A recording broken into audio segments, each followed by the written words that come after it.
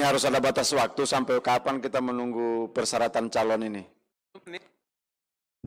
Harus tegas pimpinan. Kalau datangnya besok pagi kan kita repot juga pimpinan. Ya, Ya. saya minta tolong ke sekjenan dulu menghubungi yang tadi. Ya, kita konsisten aja. Ada yang bisa menghubungi yang tadi? Siapa? Ya. Yang Saya kalau begitu, saya mau calon juga pimpinan biar saya kumpul nanti besok saya store berkasnya. Belum siap pimpinan. Pimpinan, cukup pimpinan. Yang tidak siap, itu sudah datang. segera pimpinan ditutup aja. Sudah Ditutup datang, pimpinan. berkasnya sudah datang tuh. Oke. Segera di store ke depan. Iya kalau kelamaan. Bukan di pimpinan.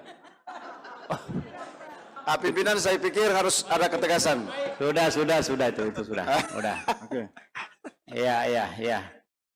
Udah jadi Salah ambil pimpinan. salah ambil tadi. Sekarang sudah cukup. Oh ini calonnya anak muda pimpinan, ini Anak muda makanya. cocok juga ini. Perlu juga ada anak muda ya. Jangan salah kamar ya. Anak muda perlu, jangan sampai yang daftar anak Honda. Itu ular, Beb, ular. Gimana? Masih ada lagi Pak Laude Bonte? Kira cukup pimpinan.